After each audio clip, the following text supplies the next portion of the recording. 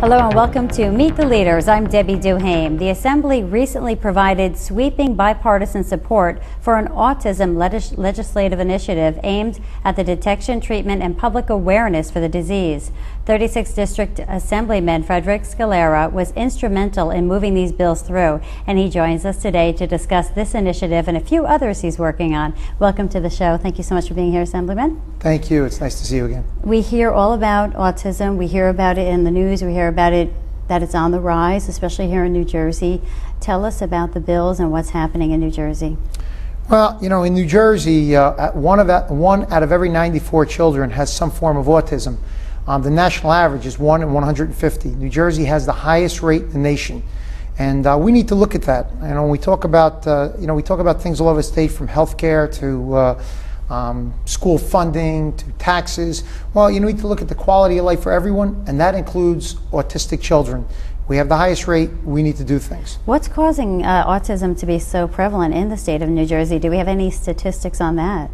No, they are actually, looking at many different reasons: air quality, inoculations. But it's a national-wide situation. It just so happens, for whatever reason, and we don't know why, New Jersey has the highest. And what we've done, and working with the governor, Senate President Cody, and Speaker Roberts, is come up with a package of bills to start working towards getting things done for these people. As well as, the governor included $15 million in his budget just for education programs for autistic children. When you say education programs, is that education within the school system then, or is it separate schools for children with autism? What is that? Right now it's within the schools. After the age 21, they're no longer covered. So that's the funding sources for that. It's for getting them back into schools. In fact, the township of Nutley that I'm from, they applied for the grant, received it, and we're going to be bringing 34 children back in district that today sometimes get transported an hour and a half out of district on a bus and brought back.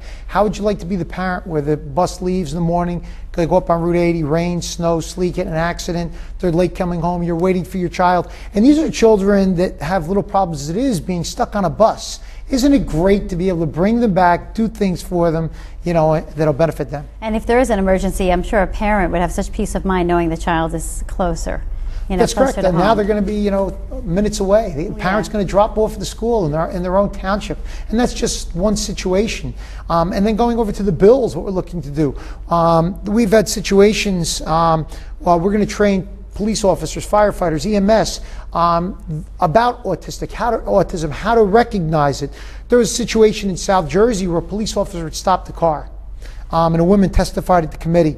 And he pulled the car over, it got over the center line a little bit, and he starts talking to this child. He thought the child was drunk.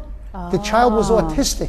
He had him get out of the car. He says, "Do you have any weapons?" And they start repeating. He says, "Weapons? What weapons?" And they find a little penknife on his keychain. That, like one of those ones, a giveaway. He says, "You have a weapon." Next thing you know, the kid's being arrested. He's resisting. He's nervous. He's scared. He gets scared. He's arrested, charged with a weapon and all different things. And we had to go through many procedures. Of course, eventually the prosecutor dismissed things, but it upset the child. The mother said she worried about her other son that wasn't autistic. It took this child 2 extra years to get his driver's license. She goes, "I knew he'd never do anything wrong. He wouldn't know what to do wrong." So if that officer had the training to recognize that he was autistic, that might not have occurred. So this is just one part of what you're working on. You're also working on autism awareness and how to make more people aware of autism. Just general awareness. We're going to do it for teachers. We're going to do it for educational people. I mean, the package goes far and reaching. We're going to create an autism registry so we can start identifying in New Jersey how many children do we actually have and where are they? And that's been recognized, so we could start putting further things together in Jersey for that. Okay, and now there are also very different degrees of autism from what I've heard. Will that affect if a child can stay in their district and go to the school, or sometimes will they still have to go out of district to a specialized school? It depends what the district can handle. In Nutley, with the grant that's been received, they're going to be able to bring everyone back by the time we're done. We're renovating part of a school, preparing it, and they'll be able to bring them all back. Some may get a smaller grant, only want to have certain. They might want to partner with other schools and share things, but we're going to work to give the tools to those schools to do things for those children. And this is going to be grade school all the way through high school then? Right now, Yes, grade through high school. It depends on what grant you apply for. Right now, it's K through 6 where you're doing in the Township of Nutley. Okay, so then we're going to be working on the older grades as we go on. Some schools might have applied for the older grades. It depends what each school. It depends on the district. Right, and it was the school. 15 million, first come, first served, and where you wanted to try and fit in and what you wanted to do for your township. And I'm sure it must be a great relief for parents who have children with autism to have somebody like you out there standing up for them. I'm sure you must get a lot of people contacting you with their concerns.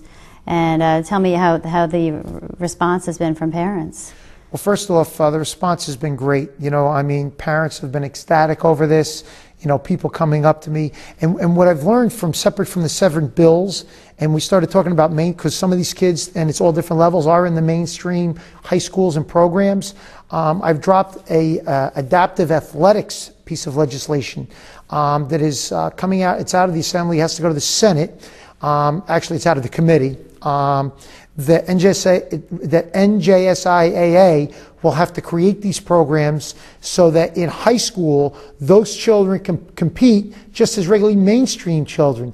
To be able to get a letter in a sport. Wow, what a good feeling for them. For them and for their parents. And the parents, Can you imagine watching them going, cheering them on, you know, making them feel they are part of that school, that educational district. And those programs are going to be drawn up. And it won't be mandated. Schools may be able to do that. In fact, I've just been contacted, and they're coming next week. The United States Golf Association, we had applied for a grant to them. They've learned about this adaptive athletics program, and they want to come out. They might want to give out some grants for it. No other state is even trying to propose this. They're coming out next week to meet with us to hopefully expand this with us. Isn't that a great thing for our kids? Something that's going to just build the self-esteem of the children, you know, just through sports and making them feel really good about themselves. And like you said, a bonus for the parents as well. 100%. Don't you want to make them feel inclusive? We need to make sure we look for the quality of life of everybody, not just certain people. Great, great. Thank you so much, Senator.